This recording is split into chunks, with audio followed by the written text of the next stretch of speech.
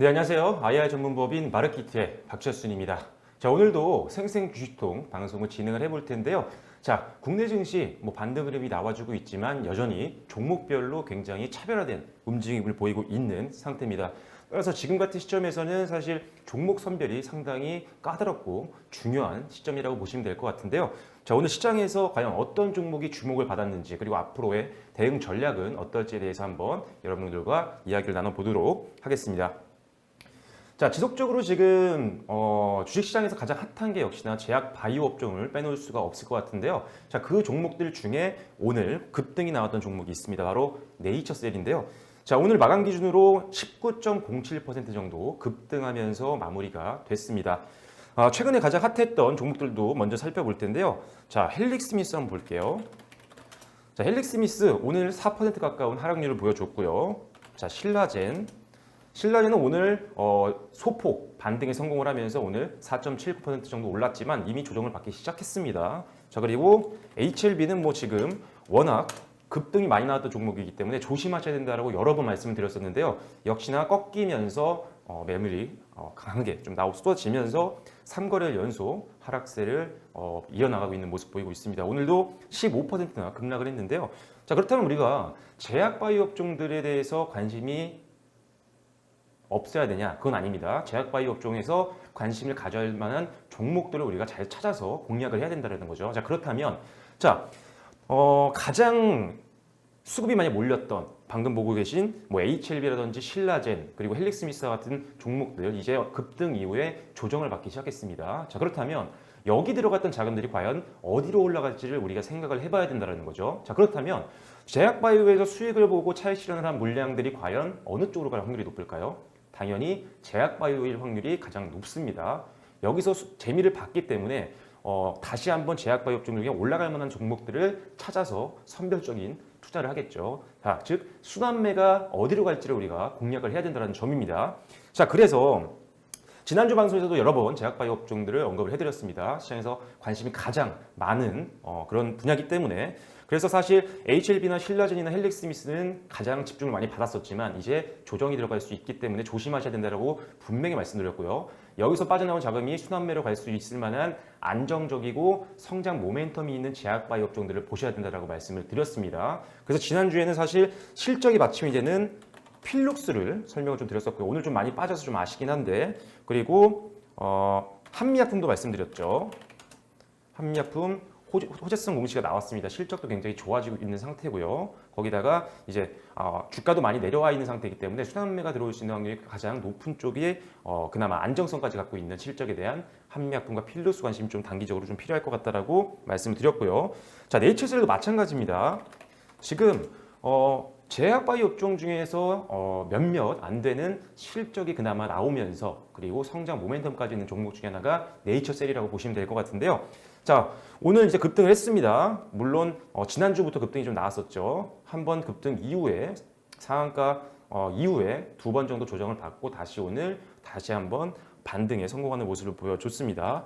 자, 실적이 엄청나게 나오는 기업은 아니에요. 지금 2분기 실적 같은 경우는 순이익이 마이너스 1억 원 정도 있었죠. 하지만 앞서 말씀드렸던 헬릭스미스, 신라젠 그리고 HLB는 적자 기업입니다. 그렇기 때문에 단기적으로 수급이 몰려서 급등이 나올 수는 있지만 빠지기 시작하면은 급격하게 낙폭을 늘릴 수가 있습니다. 왜? 실적에 대한 안정성이 없기 때문이죠. 그만큼 신뢰감을 갖고 장기 투자하기에는 어려운 종목이란 겁니다. 자, 그런 면에서 앞서 말씀드린 필룩스라든지 한미약품 그리고 네이처셀은 제약바이오 업종 내에서 그래도 실적이 나오고 있는 기업이라는 게 가장 중요한 포인트가 될 것 같습니다. 자, 거기다가 네이처셀은 지금 현재 올해 말 그리고 내년까지 좀 기대감이 있습니다. 역시나 임상에 대한 내용일 텐데요. 제약바이오에서 가장 중요한 상승 모멘텀 중에 하나가 임상이잖아요. 자, 한번 살펴볼게요. 자, 일단은 지금 제약바이오 업종을 보시는 분들은 바이오젠이라는 기업을 아실 겁니다. 자, 지금 솔직히 바이오젠이 성공적인 임상을 해서 줄기세포라든지 천연물 신약 등을 활용해서 연구 중인 업체들에 대한 관심이 몰리기 시작했고요. 그러면서 여러 제약바이오 업종들이 급등세가 나왔던 겁니다. 자, 그런데 네이처셀 같은 경우는요, 지금 알바이오와 공동 연구를 통해서 알츠하이머 줄기세포 치료제인 RK 오스템을 개발하고 있는 상태입니다. 자, 미국 FDA로부터요. 알츠하이머 환자를 대상으로 하는 임상 1상과 임상 2상 A상, 2A상 두 가지를 동시에 지금 진행을 하고 있는 기업이 네이처셀이라고 보시면 될 것 같고요. 자, 거기다가 지금 지난 6월이었죠. 6월 달에 임상 1상과 2상 마지막 임상 시험 대상자의 최종 방문을 완료를 했습니다. 이제 마무리 단계가 되고 있는 거죠. 그렇기 때문에 언제든지 이런 이슈들이 나오면 주가 충분히 움직일 수 있는 확률이 높은 기업이라고 보시면 될 것 같아요. 자, 지금 일단은 임상시험 관련 문서를 점검하고 임상 결과에 대한 통계를 분석하는 작업을 진행하고 있다라는 언론 기사도 나와줬었는데요.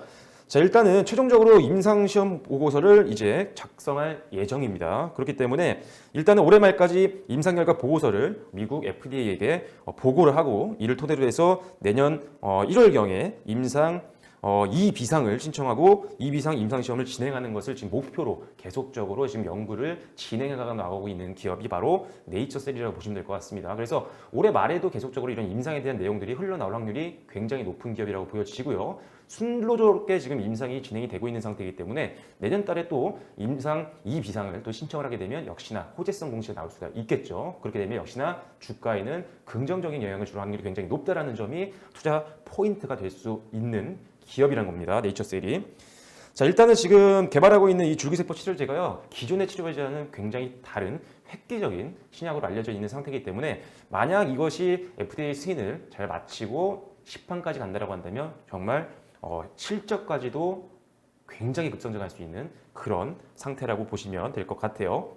자, 거기다가 순환매도 충분히 지금 들어오고 있는 상태입니다. 지금 제약바이오 업종 내에서 그나마 성장 모멘텀이 있고 거기다가 실적도 적자가 아니라 만들어내고 있는 기업이기 때문에 안정성까지 확보하고 있는 기업이 바로 네이처셀이라고 보시면 될 것 같습니다. 지금 공매도 비중이 그렇게 많지도 않아요. 그렇기 때문에 지금 크게 공매도에 대한 부분들도 우려감은 가지실 필요는 없을 것 같습니다. 물론 중간에 또 공매도 세력이 들어올 수는 있겠죠. 급등 이후에. 하지만 아직은 큰 폭은 아니라는 점 참고를 해주시면 될 것 같습니다. 자, 그래서 일단은 네이처셀 다시 한번 정리를 해드리면요.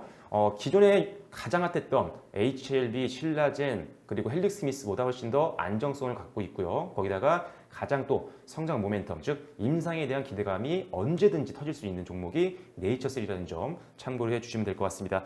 하지만 제약바이오 업종들 계속적으로 급등 후에 다시 한번 거품이 빠지면서 낙폭을 크게 늘리는 경우가 많기 때문에 확실한 손절가를 여러분들이 정해 놓으시고 이 손절가를 지키시는 매매가 더욱더 중요한 게 제약바이오 업종이라고 보시면 될 것 같아요. 거기다 추가적으로 말씀드리면 제약바이오 쪽에 너무 많이 지금 자금이 몰리고 있습니다. 여기서 이제 자금이 계속 들어가지는 않겠죠. 차익 매물도 나오고 어느 정도 시장에서 관심이 떨어지게 되면 역시나 다시 주가가 많이 오르지 못했던 실적이 바탕이 되는 우량주들 쪽으로 몰릴 확률이 높습니다. 그래서 지금이 오히려 저렴한 가격에 우량주를 매수할 수 있는 타이밍일 수 있으니까요. 여러분들 지금 전체 계좌에서 한 50% 정도는 우량주 쪽으로 갈아타시는 게 좋을 것 같고요. 좋은 종목들 제가 중간중간에 기업 IR로트 방송을 통해서 여러분들께 한 종목씩 소개를 해드리고 있습니다. 실적에 대한 안정성뿐만 아니라 성장 모멘텀도 가지고 있는 종목들 위주로 여러분들께 말씀드리니까요.